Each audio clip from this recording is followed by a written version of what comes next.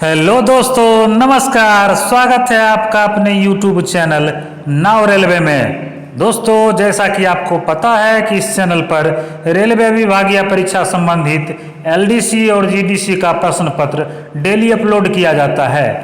तो आज इसी कड़ी में पूर्वोत्तर रेलवे NER में विद्युत सामान्य यानी कि इलेक्ट्रिकल जनरल जूनियर इंजीनियर के पद पर जो 25% LDC कोटा का एग्जाम हुआ था, उसका हल प्रश्न पत्र आज हम लेके आए हैं। यह एग्जाम 23 जनवरी 2023 को कंडक्ट करवाया गया था। इसमें टोटल 100 प्रश्न थे, जिसमें से राजभाषा के भी 10 प्रश्न थे। तो आइए दोस्तों, देखते हैं आज का पहला प्रश्न। प्रश्न है, निम्नलिखित में से किसका उपयोग विद्युत कनेक्शन बनाने के लिए किया जाता है? तो इसका सही जवाब होगा दोस्तों ऑप्शन नंबर डी, उपरोक्त सभी। सोल्डर का भी उपयोग किया जाता है, पीजी क्लैंप का भी उपयोग किया जाता है और थिम्बल्स का भी उपयोग किया जाता है। प्रश्न संख्या 2, नई वायरिंग शुरू करने के लिए कौन सी तैयारी करनी चाहिए? तो इसका सही जवाब होगा दोस्तों ऑप्शन नंबर ए, एक वायरिंग आरेख तैयार करें। दोस्तों, अगर आप इस चैनल पर नए हैं तो प्लीज चैनल को सब्सक्राइब कर लीजिए, लाइक कीजिए और अपने दोस्तों के बीच शेयर कीजिए, क्योंकि इससे आपका बहुत ही ज्यादा फायदा होने वाला है विभागीय परीक्षाओं को लेकर। प्रश्न संख्या 3, वायरिंग को मेन से जोड़ने से पहले निम्नलिखित में से कौन सा परीक्षण किया जाना चाहिए? तो इसका सही जवाब होगा दोस्तों ऑप्शन नंबर ए, IR परीक्षण। प्रश्न संख्या 4, पावर फैक्टर को बेहतर बनाने के लिए कैपेसिटर को सर्किट में जोड़ा जाता है। कैसे जोड़ा जाता है? तो इसको हमेशा समानांतर या पैरेलल में जिसको बोलते हैं उसमें जोड़ा जाता है। प्रश्न संख्या 5, यदि एक 60 वाट और 100 वाट लैंप श्रृंखला में और आपूर्ति के स्रोत से जुड़े हैं तो दीपक अधिक प्रकाश देगा किसमें?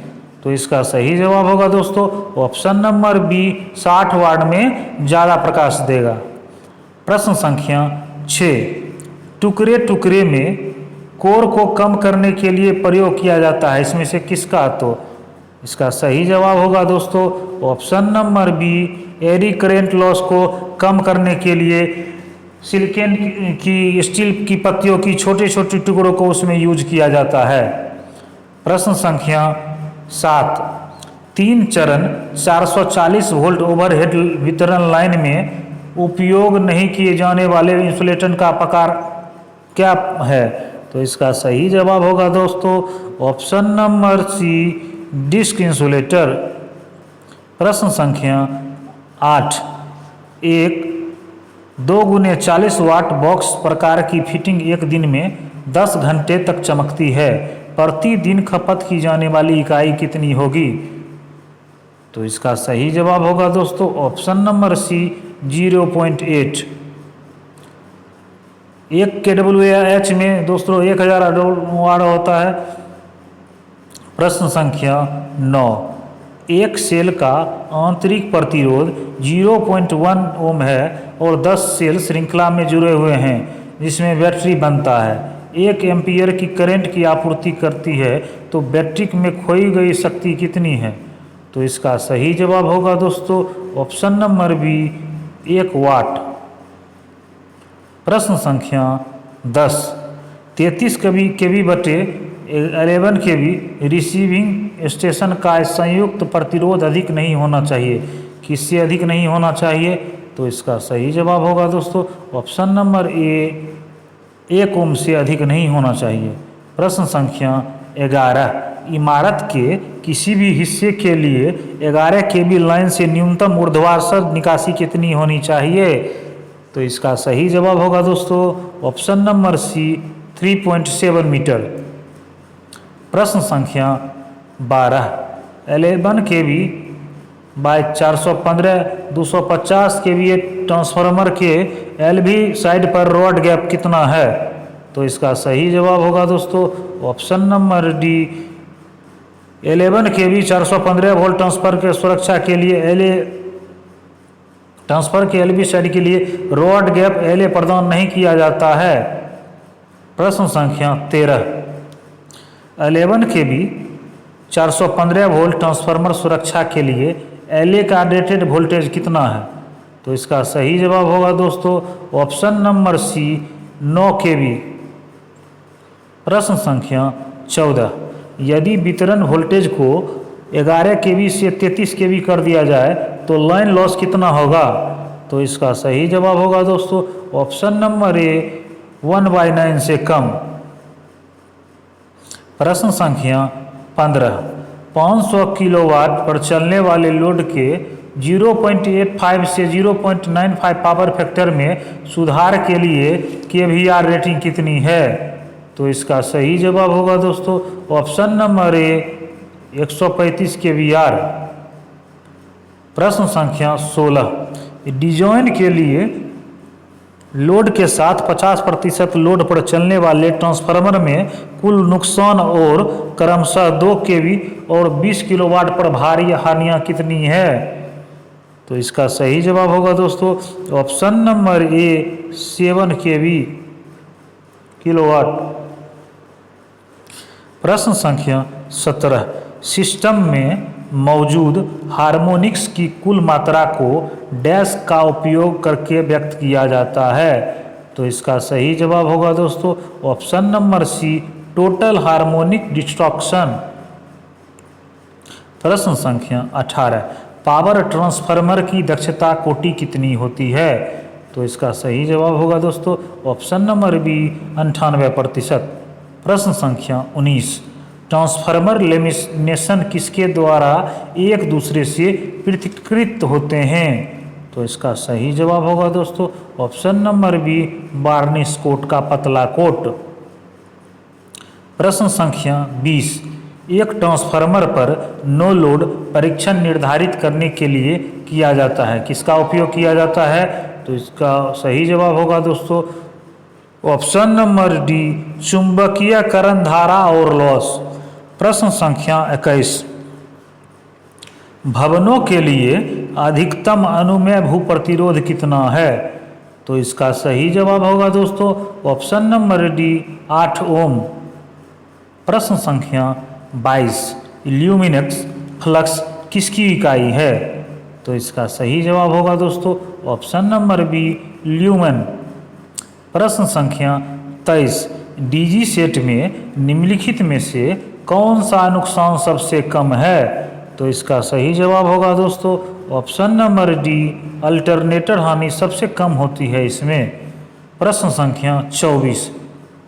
10 HP पंप सेट के लिए किस प्रकार का स्टार्टर उपयुक्त है?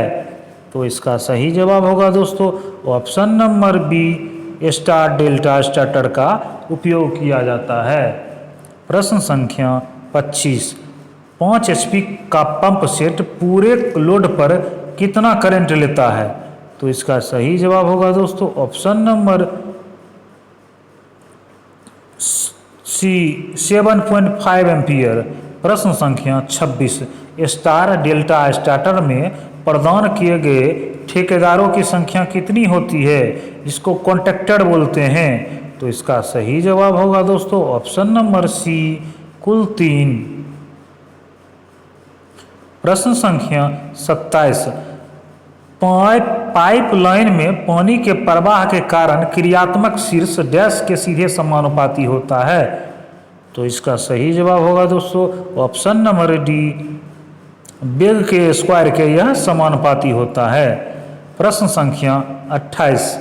उच्च प्रवाह की आवश्यकता के लिए पंप आमतौर पर डैश में संचालित होते हैं? तो यह जो संचालित होंगे दोस्तों वो हमेशा समानांतर में संचालित होंगे। प्रश्न संख्या 29। पंप कर्व और सिस्टम कर्व के इंटरसेक्शन पॉइंट को डैश कहा जाता है? तो इसका सही जवाब होगा दोस्तों ऑप्शन नंबर बी सर्वश्रेष्ठ दक्षता बिंदु। प्रश्न संख्या 30। भूमिगत cable track crossing through pipe की न्यूनतम गहराई कितनी होनी चाहिए? तो इसका सही जवाब होगा दोस्तों ऑप्शन नंबर ए 1 मीटर कम से कम। प्रश्न संख्या 31। रेलवे ट्रैक को पार करने वाली OH विद्युत लाइन की अवधि कितनी तक सीमित है? तो इसका सही जवाब होगा दोस्तों ऑप्शन नंबर सी 300 मीटर। प्रश्न संख्या 32। किसी भी गार्ड वायर और बिजली क्रॉसिंग के लाइव कंडक्टर के बीच न्यूनतम ऊंचाई रेलवे ट्रैक पर किससे कम नहीं होगी? तो इसका सही जवाब होगा दोस्तों ऑप्शन नंबर बी 1.5 मीटर से यह कम नहीं होनी चाहिए। प्रश्न संख्या 33। PVC insulated and PVC शीथेल्ड 4 core armed aluminium cable की करंट रेटिंग 120 वर्ग मिलीमीटर आकार की एल्युमिनियम केबल जमीन में सीधी रखी हुई लगभग कितनी है? तो इसका सही जवाब होगा दोस्तों ऑप्शन नंबर बी 185 एम्पियर। प्रश्न संख्या 34। इंडक्शन मोटर की दक्षता लगभग होने की उम्मीद की जा सकती है कितना? तो इसका सही जवाब होगा दोस्तों ऑप्शन नंबर बी 80 से 90%। प्रश्न संख्या 35। 1000 RPM के साथ एक इंडक्शन मोटर होगा, क्या होगा? तो इसका सही जवाब होगा दोस्तों उसमें कितने पोल होंगे 1000 RPM वाले में? तो उसमें जो होगा दोस्तों 6 पोल होंगे। प्रश्न संख्या 36। एक इंडक्शन मोटर है, क्या है इंडक्शन मोटर? तो इंडक्शन मोटर जो होता है दोस्तों वह होता है कम टॉर्क के साथ सेल्फ स्टार्टिंग मोटर। प्रश्न संख्या 37। इंडक्शन मोटर में एयर गैप में औसत फ्लक्स घनत्व का मान छोटा होना चाहिए। तो इसका सही जवाब होगा दोस्तों ऑप्शन नंबर सी अच्छा पावर फैक्टर प्राप्त करने के लिए। प्रश्न संख्या 38। केबल में शीथ का प्रयोग किया जाता है किसके लिए? तो यह किया जाता है दोस्तों नमी के रोकने के लिए। प्रश्न इसका सही जवाब जो होगा दोस्तों वो होगा ऑप्शन नंबर ए नमी के प्रवेश को रोकने के लिए। प्रश्न संख्या 39। मेटेलिक शीथ के ठीक ऊपर एक केबल में डैश प्रदान किया जाता है।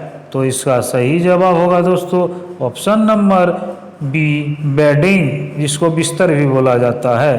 प्रश्न संख्या 40। ओवरहेड ट्रांसमिशन लाइनों पर केबल का लाभ क्या है? तो इसका सही जवाब होगा दोस्तों ऑप्शन नंबर सी भीड़भाड़ वाले क्षेत्रों में इस्तेमाल किया जा सकता है। प्रश्न संख्या 41।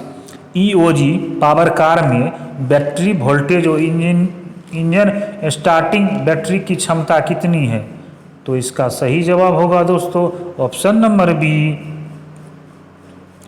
24 वोल्ट 290 एम्पियर। प्रश्न संख्या 42। EOG पावर कार के डीजल के ओवर स्पीड स्विच को डैश RPM पर सेट किया जाता है। तो इसका सही जवाब होगा दोस्तों ऑप्शन नंबर सी इसको सेट किया जाता है दोस्तों वो 1800, इसमें मिसप्रिंटिंग है, 1800 RPM पर। प्रश्न संख्या 43। वेंटिलेटर पैनल की MPCB की रेटिंग क्या है? तो इसका सही जवाब होगा दोस्तों ऑप्शन नंबर बी 10 एम्पियर। प्रश्न संख्या 44। LHV AC की स्थानीय मुख्य आपूर्ति में प्रदान किए गए फ्यूज की क्षमता कितनी है? तो इसका सही जवाब होगा दोस्तों ऑप्शन नंबर सी 80 एम्पियर। प्रश्न संख्या 45। प्रति कोच कितने ZS कपलर हैं? तो इसका सही जवाब होगा दोस्तों ऑप्शन नंबर ए 2 मेल तथा 2 फीमेल। प्रश्न संख्या 46। LHV-AC कोच में कितने वैन रिले उपलब्ध हैं? तो इसका सही जवाब होगा दोस्तों ऑप्शन नंबर डी, इसमें कोई रिले उपयोग नहीं होता है। प्रश्न संख्या 47। LHV-AC कोच में EBCR की रेटिंग कितनी होती है? तो इसका सही जवाब होगा दोस्तों option number B 2.5 kW kilowatt जिसको बोला जाता है। प्रश्न संख्या 48, LHB में WRA पंप के MPCV की रेटिंग सीमा क्या है? तो इसका सही जवाब होगा दोस्तों ऑप्शन नंबर ए 1 एम्पियर से 1.6 एम्पियर तक। प्रश्न संख्या 49, LHB AC कोच में NPP साइड RPMU का ब्लोअर कॉन्टैक्ट नंबर क्या है? तो इसका सही जवाब होगा दोस्तों ऑप्शन नंबर बी K26। प्रश्न संख्या 50, कॉन्ट्रैक्टर के 44 जिसके लिए LHB टाइप AC कोच में कोच को फीड की आपूर्ति की जाती है। तो उसका सही जवाब होगा दोस्तों option number C 110 volt DC।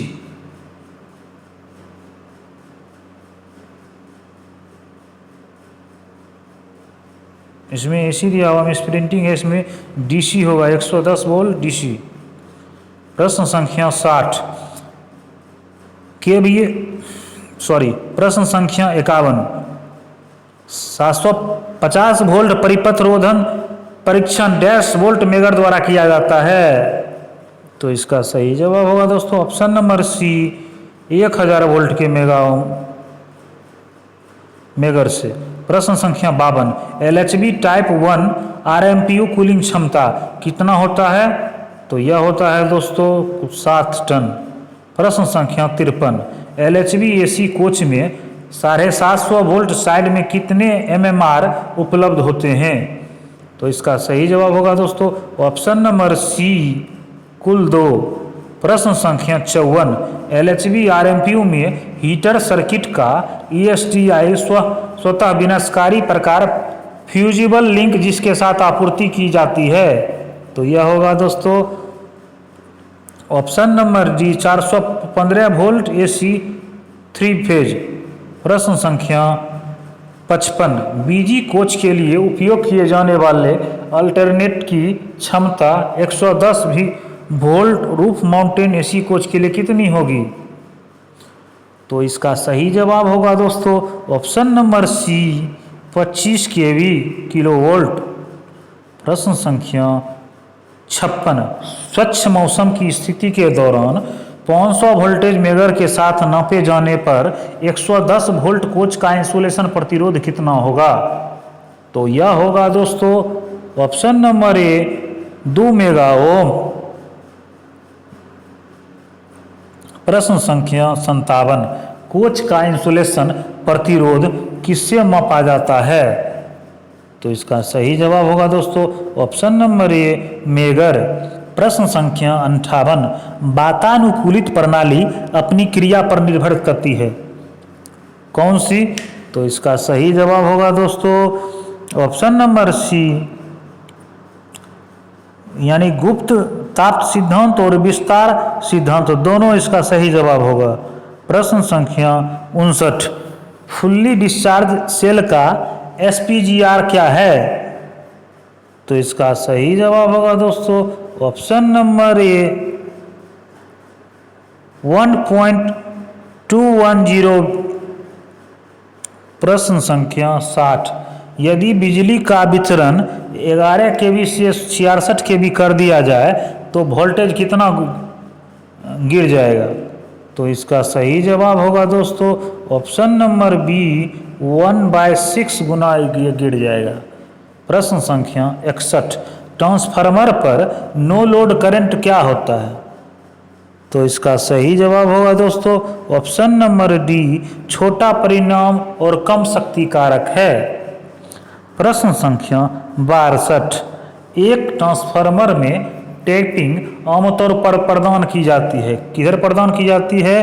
तो यह आमतौर पर प्रदान की जाती है द्वितीयक साइड जिसको सेकेंडरी साइड बोला जाता है। प्रश्न संख्या 63, ट्रांसफार्मर कोर के निर्माण के लिए प्रयुक्त सामग्री आमतौर पर क्या होती है? तो इसका सही जवाब होगा दोस्तों option number D, silicon steel. प्रश्न संख्या 64, प्रेरण मोटर्स की DOL शुरुआत आमतौर पर प्रतिबंधित होती है, क्या होती है? तो इसका सही जवाब होगा दोस्तों ऑप्शन नंबर ए, कम अश्वशक्ति मोटर। प्रश्न संख्या 65, नो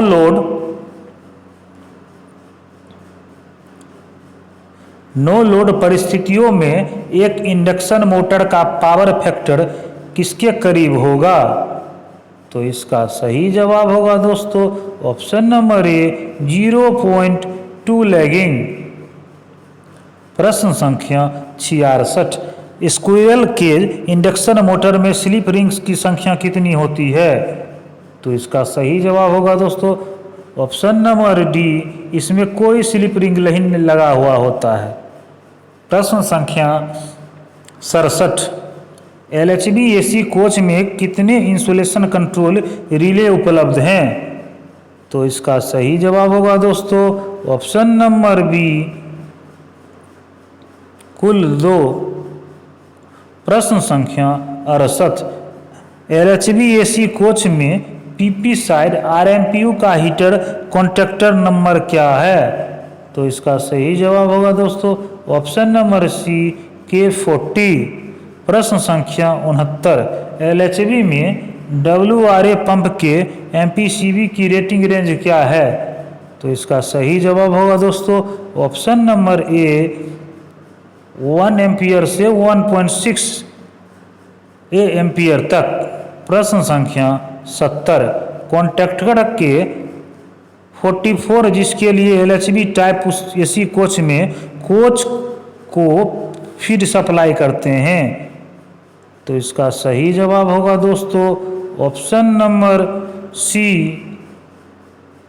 ये आंसर गलत दिया हुआ है, इसका आंसर जो होगा दोस्तों 110 वोल्ट DC इसका सही जवाब होगा।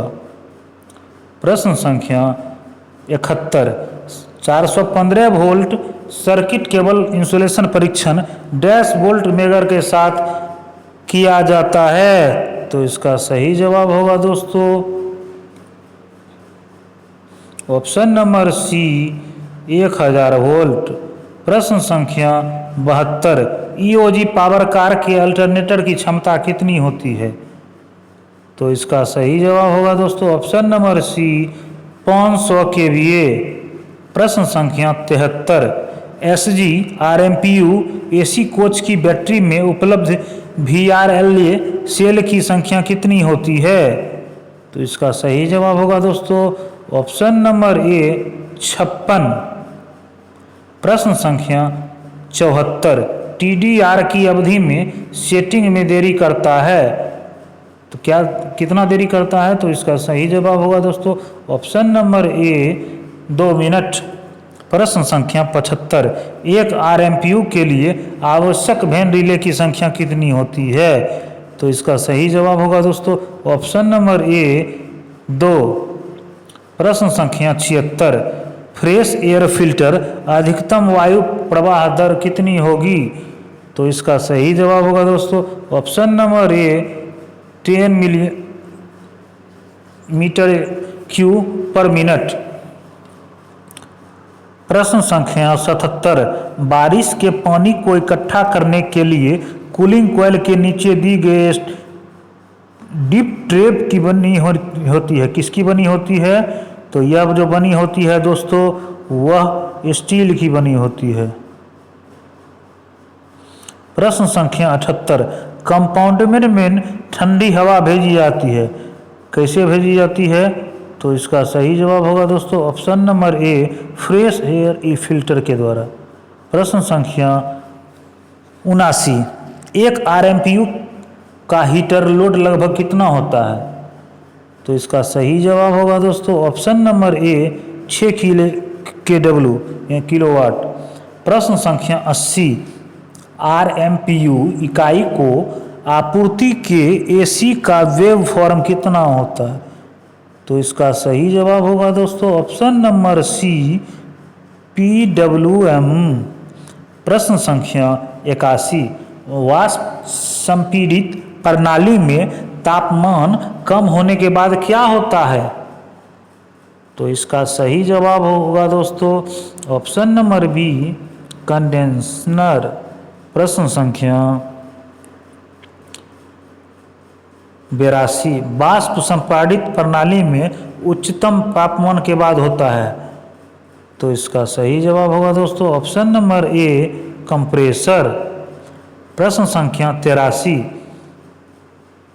एमीटर को कैसे जोड़ा जाता है? तो इसको हमेशा दोस्तों हम लोग सीरीज में जोड़ते हैं एमीटर को, जबकि वोल्ट मीटर को पैरेलल में जोड़ते हैं।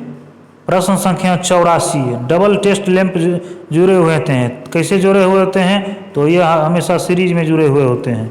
प्रश्न संख्या 85, ERRU के साथ आउटपुट सप्लाई का वोल्टेज रिपल से कम नहीं होना चाहिए। किससे कम नहीं होना चाहिए? तो इसका सही जवाब होगा ऑप्शन नंबर ए, 2% से कम नहीं होना चाहिए। प्रश्न संख्या 86, BGAC कोच अल्टरनेटर पर अल्टरनेटर पुल्ली की संख्या उपलब्ध कितनी होती है? तो इसका सही जवाब होगा दोस्तों ऑप्शन नंबर बी, 2 पुल्ली उपलब्ध होती है। प्रश्न संख्या 87, फेज सर्किट में 25 किलोवाट ERRU के लिए प्रदान किए जाने वाले फ्यूज की क्षमता का आकार क्या होगा? तो इसका सही जवाब होगा दोस्तों ऑप्शन नंबर सी, 220 एम्पियर। प्रश्न संख्या 88, सेल की क्षमता मापी जाती है, कैसे मापी जाती है? तो सेल की क्षमता जो दोस्तों हमेशा हम इसको एम्पियर घंटा में मापेंगे। ऑप्शन नंबर इसका ए सही जवाब है।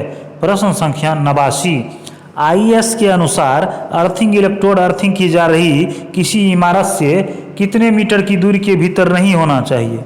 तो इसका सही जवाब होगा ऑप्शन नंबर सी, 1.5 मीटर। प्रश्न संख्या 90, अर्थिंग के लिए तांबे की प्लेट इलेक्ट्रोड का न्यूनतम आकार होना चाहिए। तो इसका सही जवाब होगा दोस्तों ऑप्शन नंबर सी, 60 × 60 × 3.15। प्रश्न संख्या 91, दोस्तों 91 से 100 तक में राजभाषा के लिए भी और विभागीय प्रश्न भी दिए हुए हैं। परीक्षा में आपको केवल किसी एक को चूज करना है, किसी एक का जवाब देना है। तो दोस्तों पहले हम लोग राजभाषा को इधर से देख लेते हैं। इसमें दिया हुआ है प्रथम राजभाषा आयोग के अध्यक्ष कौन थे? तो इसका सही जवाब होगा दोस्तों ऑप्शन नंबर ए, श्री बाल गंगाधर खेर। प्रश्न संख्या 92, प्रतिवर्ष हिंदी दिवस कब मनाया जाता है? तो इसका सही जवाब होगा दोस्तों ऑप्शन नंबर सी, 14 सितंबर को। प्रश्न संख्या 93, जब संविधान को अपनाया गया था तो शुरू में 8वीं अनुसूची में कितनी भाषाओं को शामिल किया गया था? तो इसका सही जवाब होगा दोस्तों ऑप्शन नंबर ए, कुल 14 भाषाओं इसमें पहले थी। प्रश्न संख्या 94, केंद्रीय हिंदी समिति के अध्यक्ष कौन है? तो इसका सही जवाब होगा दोस्तों ऑप्शन नंबर बी, प्रधानमंत्री।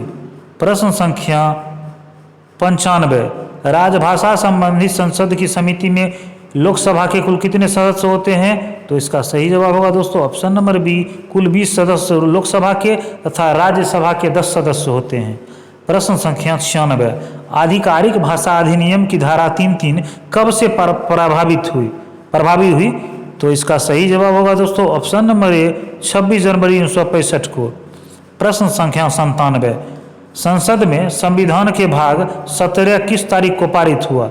तो इसका सही जवाब होगा दोस्तों ऑप्शन नंबर बी, 14/9/2049 को। प्रश्न संख्या 98, राजभाषा नियमों के तहत वर्गीकृत तीनों क्षेत्र कौन कौन से हैं? तो इसका सही जवाब होगा दोस्तों ऑप्शन नंबर बी, क क्षेत्र, गौ क्षेत्र और गौ क्षेत्र, जिसको ए, बी और सी भी बोलते हैं। प्रश्न संख्या 99, राजभाषा आयोग की सिफारिश पर गठित समिति का पहला अध्यक्ष कौन था? तो इसका सही जवाब होगा दोस्तों option number B, Shri BG Pant, GV Pant. प्रश्न संख्या 100 उत्तर प्रदेश राज्य किस राजभाषा के अंतर्गत आता है? तो इसका सही जवाब होगा दोस्तों ऑप्शन नंबर ए, क क्षेत्र में। अब 91 से 100 के बीच जो विभागीय प्रश्न है दोस्तों उसको भी देख लेते हैं। इन दोनों में से आपको राजभाषा या विभागीय दोनों में से किसी एक का ही आंसर देना है। ट्रांसफार्मर में कंजर्वेटर टैंक का कार्य क्या होता है?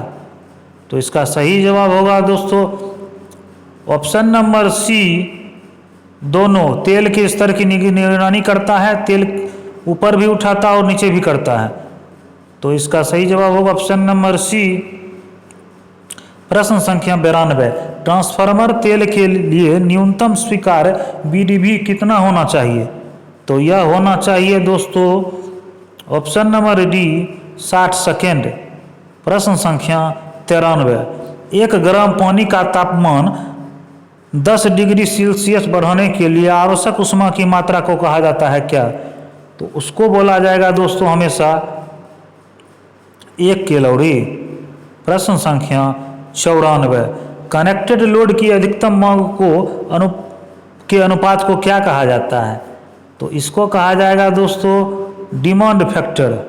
प्रश्न संख्या 95, डिजाइन रहित लोड के साथ 50% लोड पर चलने वाले ट्रांसफार्मर के क्रमशः 2 kW और 20 kW पर लोड लॉस कितना है?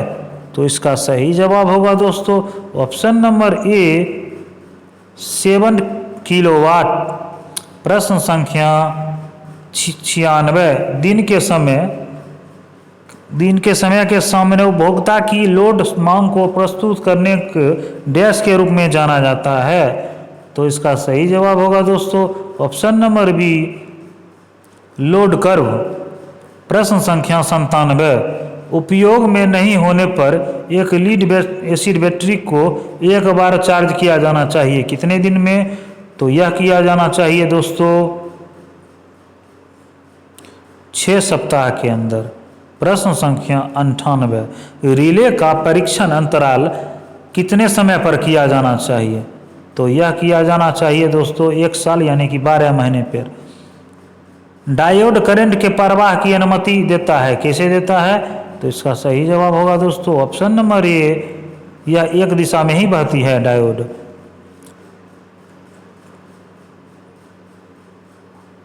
प्रश्नों की पुनरावृत्ति हो गई है, इसमें भी वही प्रश्न है। प्रश्न संख्या 100 में डायोड करंट के प्रवाह की अनुमति देता है, तो इसका भी ऑप्शन नंबर ए ही होगा। तो दोस्तों अगर आपको यह आज का प्रश्न पत्र अच्छा लगा हो तो प्लीज़ चैनल को लाइक कीजिए, सब्सक्राइब कीजिए और अपने दोस्तों के बीच शेयर कीजिए। यहाँ पर आपको डेली एलडीसी और जीडीसी डिपार्टमेंटल एग्जाम से संबंधित क्वेश्चन अपलोड किए जाते हैं। तो आज तक के लिए दोस्तों इतना ही, मिलते हैं कल नेक्स्ट वीडियो में। तब तक के लिए जय हिंद, जय भारत।